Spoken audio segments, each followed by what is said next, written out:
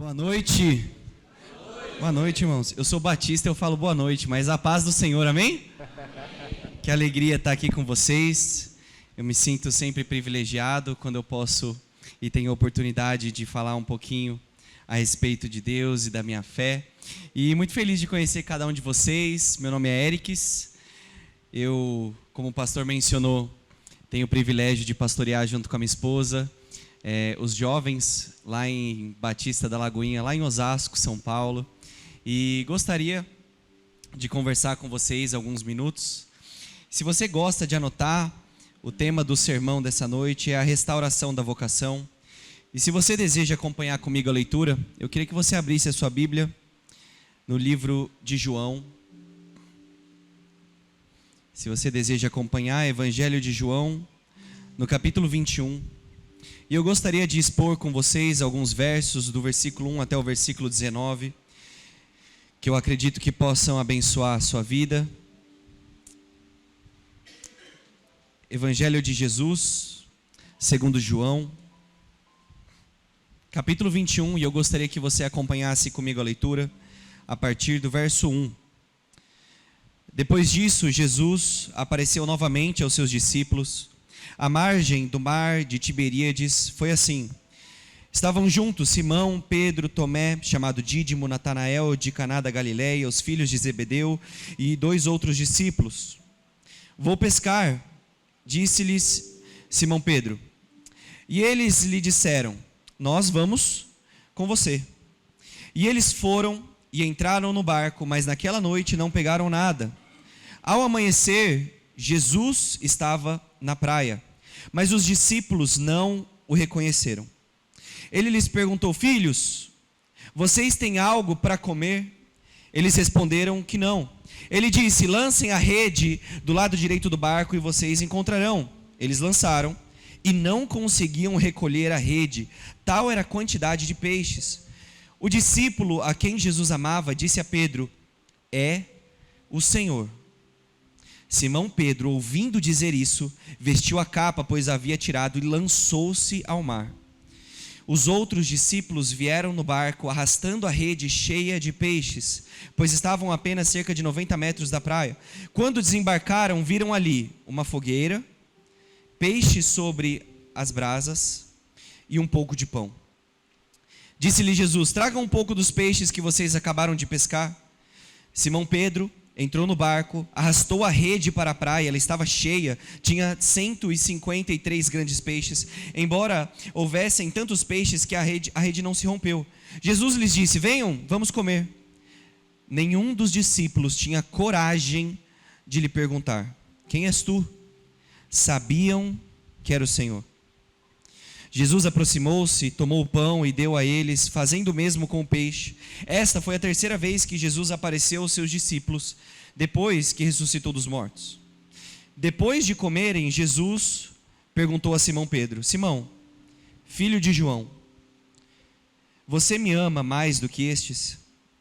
Disse ele, sim, Senhor, tu sabes que eu te amo. Disse Jesus, cuide dos meus cordeiros. Novamente Jesus disse, Simão, filho de João, você me ama? Ele respondeu, sim, Senhor, tu sabes que eu te amo. Disse Jesus, pastoreie as minhas ovelhas. Pela 3ª vez ele disse, Simão, filho de João, você me ama? Pedro ficou magoado por Jesus lhe ter perguntado pela 3ª vez, você me ama? E ele disse, Senhor, tu sabes todas as coisas e sabes que eu te amo. Disse-lhe Jesus, cuide das minhas ovelhas. Digo-lhe a verdade, quando você era jovem, vestia-se e ia para onde queria, mas quando for velho, estenderá as mãos e outra pessoa o vestirá e o levará para onde você não deseja ir. Jesus disse isso para indicar o tipo de morte com o qual Pedro iria glorificar a Deus. E então lhe disse, siga-me. Na época de Jesus, especificamente depois da sua partida, os primeiros discípulos de Jesus, na sua maioria eram judeus. E era muito importante naquela época decidir, definir e saber quem era discípulo de Jesus e quem não era. Havia uma dúvida a respeito do que era seguir a Jesus. Eu tenho que me circuncidar, eu tenho que guardar o sábado, eu tenho que ir no encontro de células, eu tenho que participar do congresso de jovens, eu tenho que participar do culto de oração, eu tenho que fazer parte de algum ministério, eu tenho que trocar minha roupa, eu tenho que acordar em determinado horário. Essas eram algumas coisas que eles se preocupavam para definir quem era discípulo de Jesus e quem não era. Da mesma forma, hoje em dia, nós temos um pouco de dificuldade em saber quem segue a Jesus, quem é um cristão de verdade e quem não é. As nossas dificuldades são um pouquinho diferentes. Nós não nos preocupamos, por exemplo, com a nacionalidade, se é judeu ou não. Nós não nos preocupamos com circuncisão. Mas, quando nós pensamos a respeito se alguém é discípulo de Jesus ou não, algumas coisas ficam difíceis de saber. Um exemplo que nós poderíamos trazer aqui hoje à noite é que nós estamos perdendo um pouco do senso de santidade. É difícil perceber se alguém é discípulo de Jesus pelo seu comportamento. Porque muitos que se dizem ser cristãos têm um comportamento muito parecido com um homem pecaminoso. E como eu vou saber diferenciar se essa pessoa é uma cristã? Seu comportamento não está tão claro. Mas eu gostaria de pontuar para vocês, gente, que uma das coisas que talvez tenha se agravado, e é difícil saber se alguém é discípulo de Jesus, é que nós não estamos apenas perdendo um senso de santidade, temor a Deus, mas estamos perdendo um senso de comunidade. Porque os discípulos de Jesus, eles tinham algo muito caro, muito importante para eles, que era viver em comunidade. E atualmente existem muitas pessoas que vão propor uma fé em Cristo que não envolve relacionamento com os discípulos de Jesus. Existem aqueles que vão defender um tipo de fé que serve a um Deus que nós chamamos de Pai, sem querer nos envolver com os nossos irmãos. E essa falta de senso de comunidade, de pertencimento, é muito estranha ao Evangelho. Porque o chamado de Cristo continua o mesmo. Vinde a mim, todos os que estão cansados e sobrecarregados, e vocês podem aprender de mim. Vocês vão tomar o meu jugo, que ele é leve, ele é suave, e vocês vão aprender como eu faço, porque eu sou manso, eu sou humilde. Mas não se enganem, vocês vão ser inseridos em uma família de fé. E como toda família, vão haver problemas, dificuldades. Vocês estão orando já, gente, pelo churrasco de final de ano da família de vocês? Vocês têm que dar bom testemunho, viu?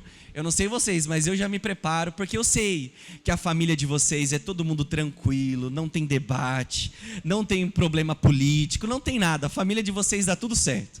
A minha família tem muito drama, problema, cutucão. E quando nós estamos falando de família da fé, é muito parecido. E eu gostaria de utilizar o texto que nós lemos nessa noite como um exemplo exatamente ao respeito da restauração que Pedro experimenta ao ver Jesus mais uma vez depois de traí-lo. Eu acredito que é conhecido de todos que o Evangelho de João foi escrito pelo próprio apóstolo. Ele vai usar esse codinome, o discípulo amado, quando ele fala a respeito de si mesmo. E ele tinha um relacionamento um pouco curioso com Pedro. João e Pedro tinham uma amizade muito curiosa. Eles apostaram corrida para ver quem chegava primeiro no túmulo, para saber se Jesus tinha ressuscitado. Eles debatiam a respeito de quem trairia Jesus. Nós temos João reclinado perto de Cristo, e nós temos Pedro de maneira tão corajosa dizendo: Jesus, se todos esses ao meu lado te traírem, te abandonarem, eu não vou te largar. Jesus, conta comigo. Promessas que todo pastor um dia já ouviu. Conta comigo para sempre, pastor. E é interessante que o próprio João, enquanto todos os evangelhos sinóticos escondem quem foi o discípulo com a espada a ferir o servo do sumo sacerdote, João entrega a Pedro. Então a gente só sabe que foi Pedro porque João contou. E não para aí, porque eles continuam trazendo João continua no seu livro trazendo algum episódio muito particular de Pedro, que é a sua restauração. Porque nós temos nesses versos um líder desistido da sua vocação. Pedro tinha, de alguma forma, abandonado tudo que ele conhecia para seguir a Jesus. Ele ouviu o chamado de Cristo e ele viu que Jesus, através daquilo que ele fazia e falava e ensinava, ele era digno de abandonar tudo para seguir a Jesus. E Pedro fez isso. Ele ouviu o chamado para a sua vida e ele decidiu seguir a Jesus. Só que em determinado momento, Jesus frustra todos os seus discípulos. Deixa eu dizer algo mais uma vez. Jesus frustra todos os seus discípulos, porque todos nós, de alguma forma, desenvolvemos uma expectativa em Cristo que Ele nunca prometeu cumprir. Os discípulos dessa época, eles tinham criado uma expectativa que Jesus, ele seria um rei messiânico que talvez tiraria Roma do poder e levantaria agora os judeus a uma posição de autoridade. E Jesus não faz isso em vida. E eles ficam frustrados, decepcionados com Jesus. A ponto que alguns discípulos decidem: eu vou voltar para Emaús, vocês ficam aí. E Pedro, ele vai dizer assim: eu vou pescar. Vocês se lembram que ele era pescador. E nos primeiros 2 versos que nós lemos, é exatamente essa fala, onde Pedro vai dizer assim: eu vou voltar a pescar. Porque todas as vezes em que Deus, de alguma forma, não atende aquilo que a gente espera, nós buscamos o primeiro lugar que a gente conhece. E geralmente é um lugar pecaminoso para nós. É um lugar onde você está no controle. Você sabe a hora de levantar, a hora de dormir, você sabe como ganhar o seu dinheiro, talvez é o seu trabalho, a sua fonte de renda, o seu sonho de empreender. Essas coisas não são pecado. Mas quando nós, frustrados com Deus, abandonamos o nosso chamado e vamos para esse lugar familiar, acostumado, não se engane, meu querido, pode ser muito bem um lugar de fuga que você criou. Pedro, frustrado, vai dizer: eu vou pescar. Eu vou pescar. Ele já havia traído Jesus, negado ele.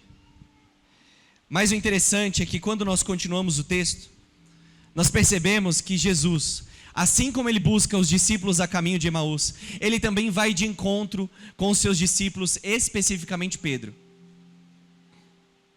Pedro, algumas poucas noites antes, havia dito: Jesus, todos podem te abandonar, eu não vou.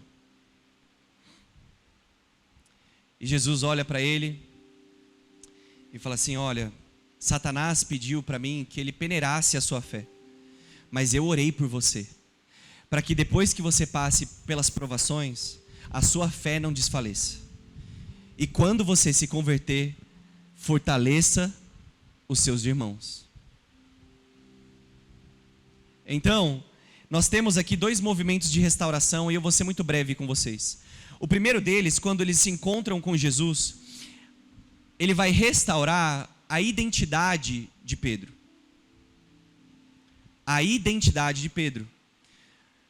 Porque quando nós vemos Jesus, ele está na praia, e ao ver os seus discípulos, mais uma vez, tentando aquilo que eles conheciam, pelo esforço da sua própria mão, e percebendo que isso não dá em nada, assim como nós, quando abandonamos o nosso chamado, por algum tipo de frustração com Deus, ou estarmos decepcionados com a igreja, nós voltamos para o nosso lugar de fuga, e percebemos com o tempo de que não vale a pena, o nosso esforço, a nossa dedicação é muito pouco. E depois de pescar durante muito tempo, eles não pegaram nada. E quando Cristo fala pela primeira vez, ele não vai repreendê-los chamando raça de víboras. Ele não vai dizer: Pedro, seu traíra. Ele não faz isso. O termo que Jesus utiliza é filhos. Filhos. A beleza do Evangelho é que, ainda que nós não venhamos a enxergar em nós algum tipo de salvação, Cristo é aquele que olha para nós e diz assim: tem jeito. Tem jeito. A graça é que ao perceber que um milagre acontece, nós temos aqui um primeiro movimento que é muito importante. Jesus faz mais um milagre.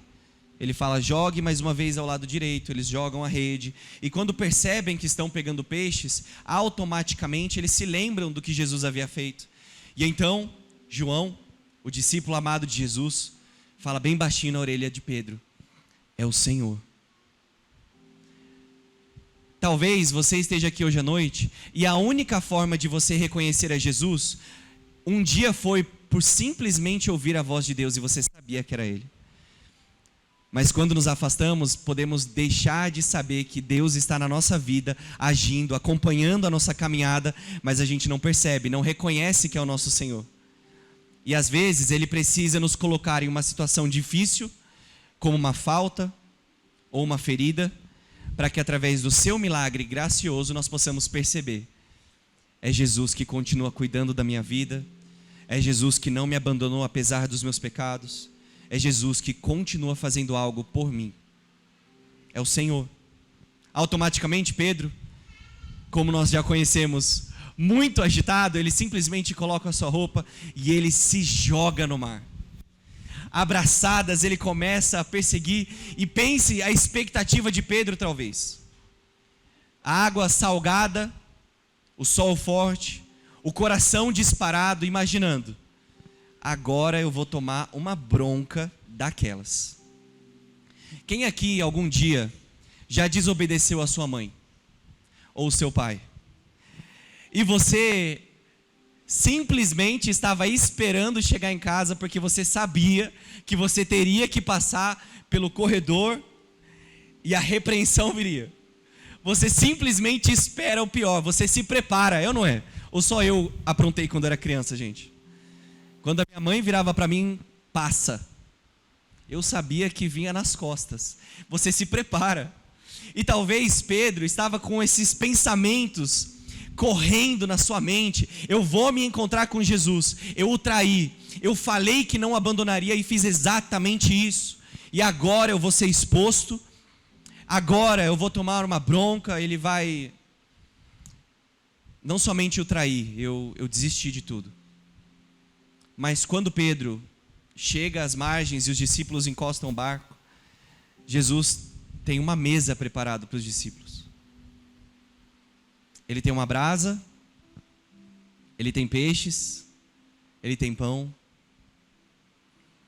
O interessante é que o termo braseiro vai aparecer 2 vezes na Escritura no Novo Testamento. Especificamente no episódio em que Pedro está no frio se aquecendo e nega Jesus, e agora quando Jesus vai buscá-lo para restaurá-lo mais uma vez. E quando Pedro vê o fogo, ele talvez já se lembrou da noite em que ele o traiu. E aqui nós temos o encontro com a revelação da graça do nosso Senhor Jesus.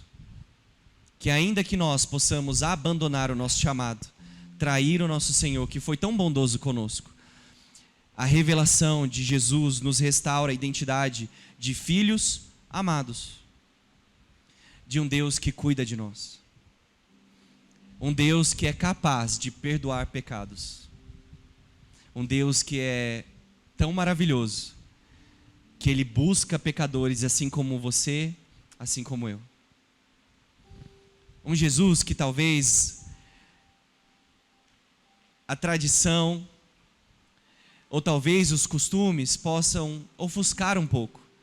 Mas quando nos lembramos do Evangelho de Jesus, nós percebemos que o que Deus faz por nós, em Jesus Cristo, é salvação, é restauração. A identidade que nós tínhamos perdido, ela é restaurada no que Cristo faz por nós.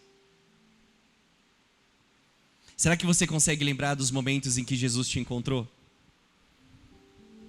Em que Jesus, com graça, olhou para você, depois de você ter feito promessas para Ele que você não cumpriu, votos que você se dedicou, eu não vou fazer isso ou vou fazer. Esse Deus que nos encontra, não somente uma vez, mas 2 vezes, 3 vezes, 4 vezes, 5 vezes, 6 vezes, 7 vezes, 8 vezes, 9 vezes, 10 vezes, 11 vezes, 12 vezes, 13 vezes, e Ele nos perdoa e continua demonstrando graça após graça. Depois de cada pecado, Ele vem com restauração para nós, e uma promessa de que se nós nos arrependermos, Ele nos recebe com mesa e comida. A restauração que se dá somente em um relacionamento com Ele, em se assentar e partilhar do que Ele tem para nos oferecer. Esse é o momento em que Pedro é restaurado em sua identidade. Num convite que não começa na exortação, começa com um convite. Vamos comer. Vem para a mesa. E perceba, na demonstração de amor, todos os discípulos percebem que é Jesus. Na demonstração de milagre, João fala para Pedro, dizendo, é o Senhor. Mas no momento em que Jesus demonstra seu carinho e afeto, e eles estão perto do seu Senhor numa mesa, ninguém precisa perguntar, porque eles sabem que é Jesus. A marca do nosso Senhor é graça. Mas eu gostaria de finalizar o sermão trazendo atenção para vocês, que Jesus não para aí. Jesus é o tipo de homem que aparentemente não foge do confronto. E ele também não fica desconfortável em situações desconfortáveis. Nós, muitas vezes, ao olhar uma situação complicada, difícil, a gente busca sair pela tangente. A gente tenta dar uma escapulida. Mas Cristo, quando Ele vê a nossa bagunça, o nosso pecado, a nossa instabilidade, a nossa fragilidade, Ele não fica assustado com isso, mas Ele se envolve exatamente nisso. Porque o que Jesus vai fazer depois que todos receberam o cuidado de Jesus físico, agora Pedro não somente tem a sua restauração de identidade, ele vai ter a sua vocação restaurada. Porque, meus irmãos, deixa eu dizer algo para você, o Senhor não nos chama apenas para a salvação, Ele nos chama para uma missão que é dele. Você está aqui comigo nessa noite? O chamado de Jesus para você e para mim não é apenas salvação, é engajarmos em uma missão que é dele.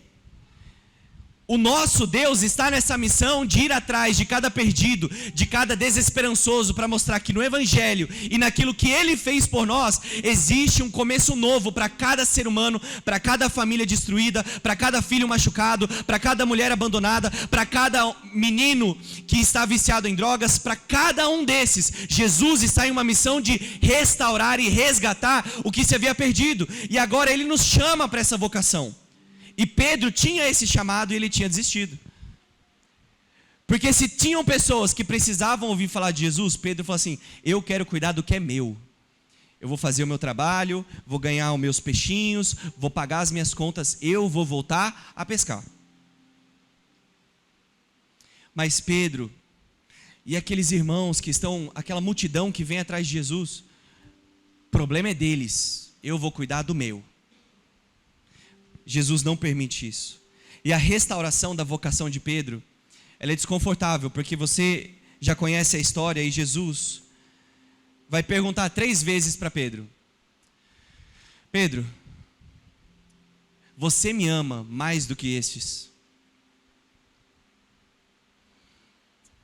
Pedro, ele já havia julgado os seus irmãos e amigos de ministério, pensando que ele era superior a eles. Eles não têm tanto dom, Senhor. Aquele ali, não aguenta um mês o que eu aguento. Não, conta comigo, Jesus. Se você precisa de alguém, sou eu. Fulano não ora em línguas, Jesus. Aquele ali não consegue orar 5 minutos direto. Aquele ali já é o segundo casamento, não tem jeito. Eu consigo, Jesus, conta comigo, porque se todos te abandonarem, eu não vou fazer isso. E essa superioridade de Pedro, ela é confrontada aqui, porque depois de ter caído em sua hipocrisia, Jesus vira para ele e fala assim: Pedro, você me ama mais do que todos eles? E aqui esconde a resposta que é interessante, porque talvez você já esteja familiarizado com alguns termos em grego e não vale a pena desperdiçar muito tempo. Porém, Jesus utiliza a ideia de amor sacrificial. Pedro, você me ama ao ponto de dar a sua vida por mim, se sacrificar por mim? E Pedro vai dizer: Jesus, eu gosto muito de você. Se algum dia você ouviu isso ao se declarar para alguém, você sabe o que eu tenho, o seu coração machucado. Você vira para a pessoa e fala assim: olha, eu quero te dizer algo, eu te amo. A pessoa vira para você e fala assim: eu também gosto de você. Perceba, essa relação não é igual. E é exatamente isso que acontece. Pedro se coloca em seu lugar, ele se humilha ao dizer assim: Jesus, não, eu não te amo mais do que esses, eu não te amo com esse amor que eu prometi um dia. Eu gosto muito de você. E ele volta a perguntar: Pedro, você me ama? Você está disposto a isso? E ele fala: Jesus, eu gosto muito de você. Pedro, você me ama? E ele agora vai entrar nesse nível: você gosta de mim? Ele fala: Jesus, você sabe de tudo. Você sabe que eu gosto de você. E aqui nós, talvez nessa noite, precisamos ter essa primeira atitude para dar um passo direto, correto para a nossa vocação. É reconhecer que o nosso amor por Deus muitas vezes é fraco. O nosso amor por Jesus às vezes é inconstante. A gente declara palavras de amor ao domingo, mas nos esquecemos desse voto durante a semana. O nosso amor é inconstante. Nosso amor é muito fraco às vezes. Porém, quando reconhecemos que não somos nós que podemos fazer alguma coisa, Jesus mais uma vez vira para Pedro e fala: ah, você gosta de mim, né? Pois bem, cuide dos meus cordeiros, pastoreie as minhas ovelhas, pastoreie os meus cordeiros. Irmãos, o que Jesus está fazendo aqui? Não apenas restaurando o relacionamento de Pedro consigo, mas agora restaurando o relacionamento de Pedro com todos que estavam ali na mesa. Você me ama, Pedro? Então olha para o lado, olha para o outro lado, cuide das minhas ovelhas, pastoreie as minhas ovelhas. Jesus faz algo aqui que talvez é a principal mensagem para você nessa noite. E o meu sermão caminha para o fim exatamente aqui, porque nós temos nos enganado que amar a Jesus pode ser algo privado, particular e às vezes secreto para alguns de vocês, porque se nós cantamos que o nosso amor não será segredo, você tem feito muito esforço para que ninguém saiba que você é discípulo de Jesus.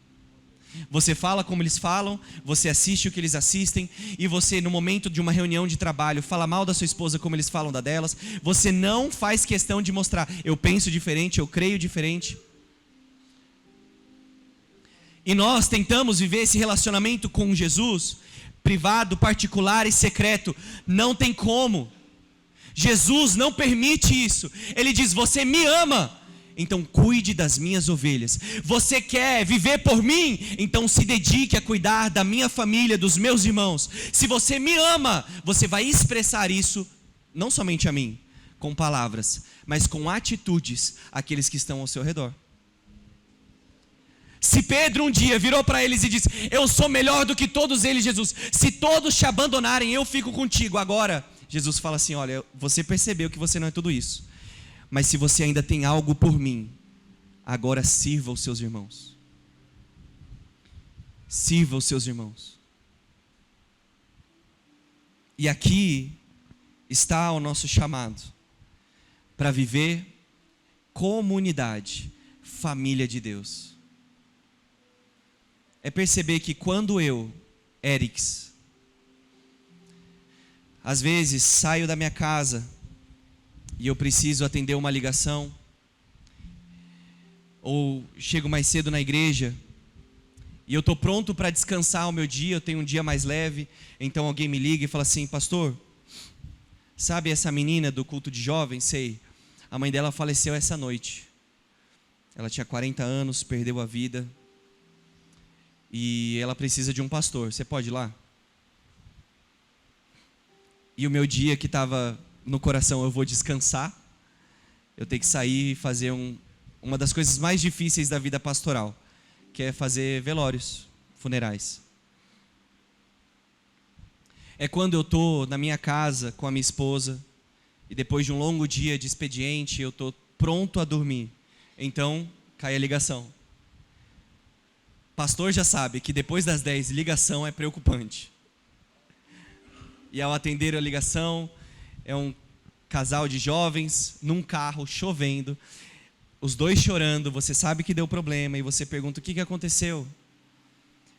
E os xingamentos começam a vir, e o casal está disposto a quebrar tudo, mas ligam para o pastor. E eu passar um bom bocado do sono que eu queria ter, conversando com um casal, da vida deles, do problema deles, para que eles possam de alguma forma se apaziguar.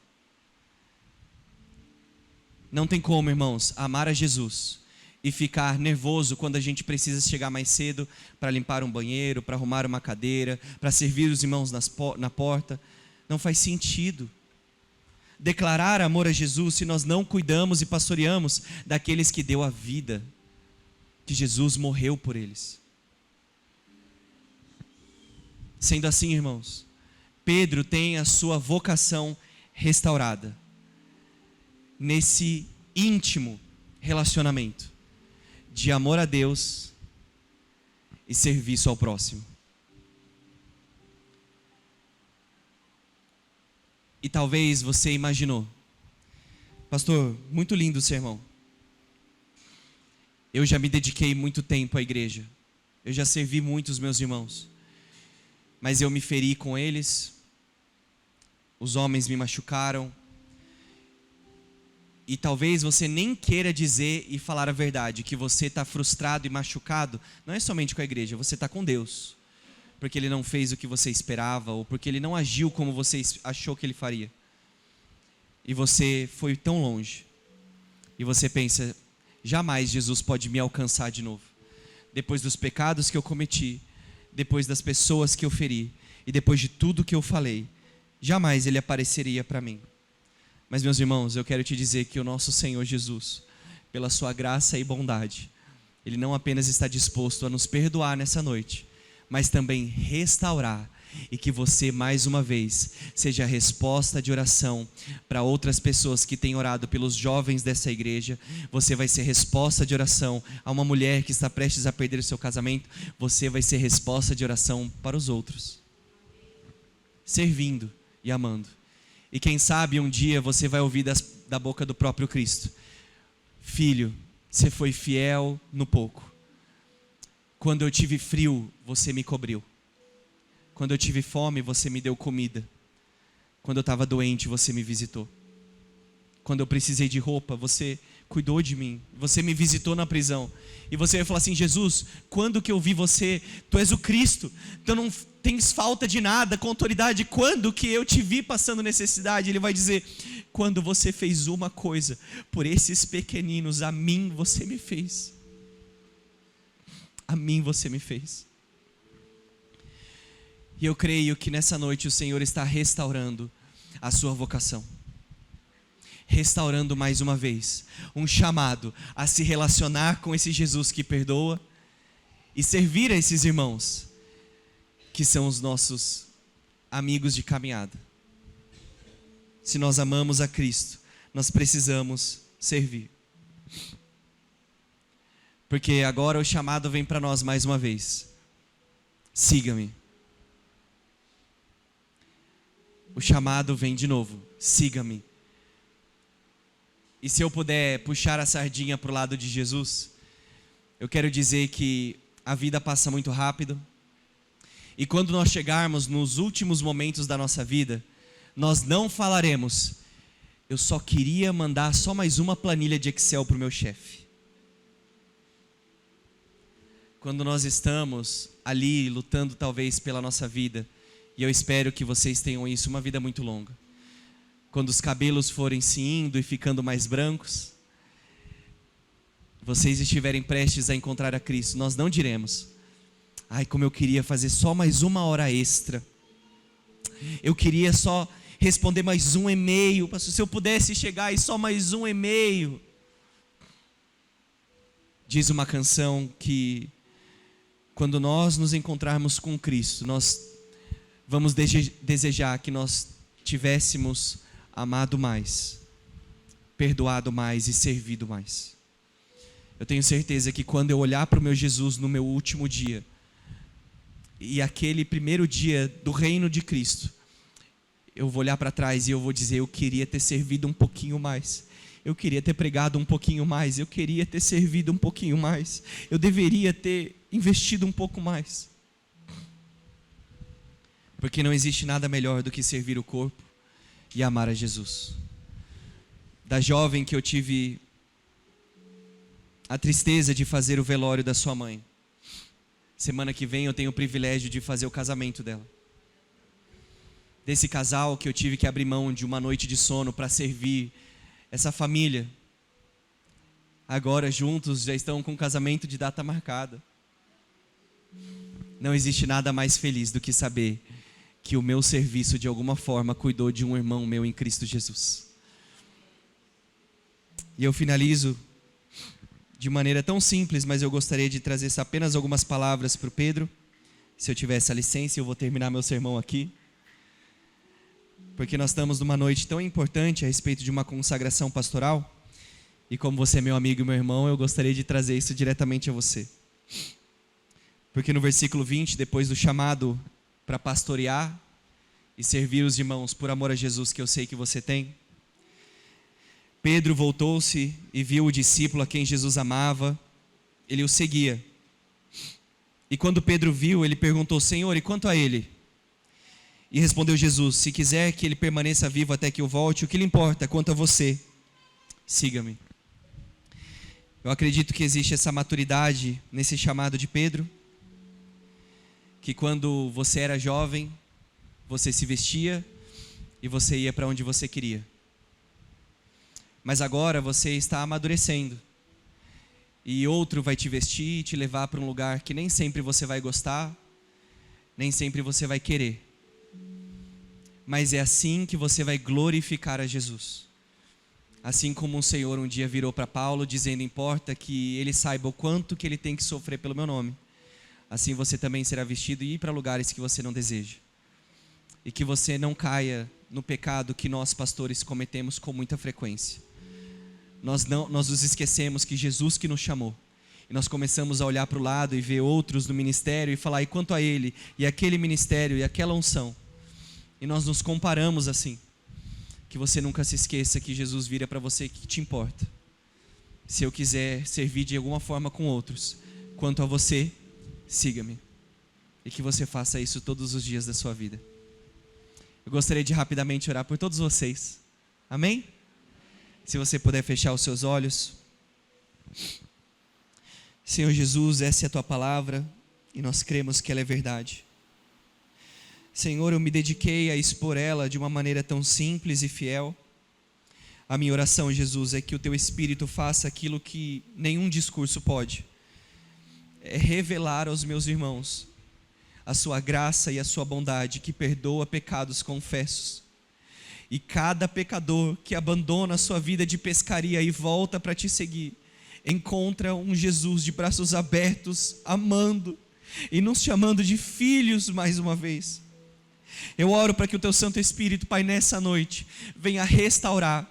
Há tantos aqui que já serviram a tua igreja, o teu corpo, com tanto amor e tanto zelo, mas mesmo no ministério ou fugindo dele, se esqueceram da honra que é pastorear e servir as tuas ovelhas e os teus cordeirinhos, Pai. Que o teu Santo Espírito levante mais uma vez um povo que serve e que ama, não somente os seus familiares, a sua família da fé, mas a sua cidade de maneira tão dedicada, para que todos que se encontrem com o discípulo de Jesus que está aqui nessa noite, se encontrem com vocacionados, na pesca, no direito, na família, na educação, no serviço. Eles se encontrarão com pequenos cristos, que sabem a sua identidade e que servem a todos com amor. Amor a ti, Jesus. Essa é a minha oração, Pai. No teu santo nome. Amém. Amém. E amém. Que Deus abençoe a todos vocês, viu, irmãos?